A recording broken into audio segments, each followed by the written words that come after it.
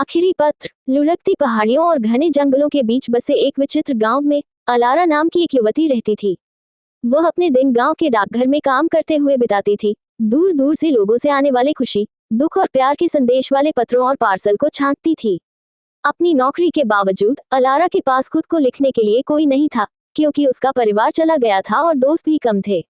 एक ठंडी शरद ऋतु की दोपहर, जब वह सफाई कर रही थी, तो उसने धूल भरी शेल्फ के पीछे छिपा एक पत्र देखा। इसका कागज उम्र के साथ पीला पड़ गया था और स्याही फीकी पड़ गई थी। पत्र श्री हेनरी ब्लाइथ को संबोधित था, फिर भी कोई वापसी पता नहीं था। जिज्ञासा से प्रेरित होकर अलारा ने इसे पढ़ने का फैसला किया। पत्र सुंदर था। अमेलिया नाम की एक महिला से एक ऐसे व्यक्ति के लिए अमर प्रेम की घोषणा, जिसे उसने अपना शाश्वत प्रकाश बताया। अमेलिया ने उन रातों के बारे में लिखा जो उन्होंने तारों को निहारते हुए बिताई, उन्होंने जो हंसी मजाक किया, और जल्द ही उससे फिर से मिलने की अपनी आशा के बारे में लिखा। मैं तुम्हारा इंतजार करूंगी। ये पत्र समाप्त हुआ, हमेशा के लिए, अगर मुझे चाहिए।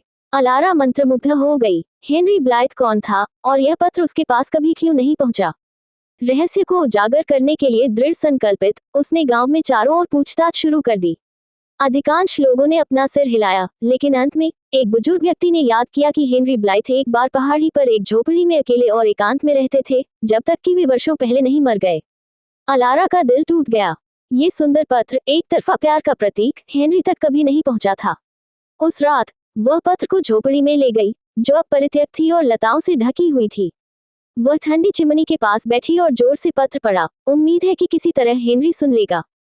जब उसने समाप्त किया, तो झोपड़ी में एक नर्म हवा बह रही थी, जैसे कि दीवारें राहत की सांस ले रही हों। अलारा को शांति का एक जबरदस्त एहसास हुआ।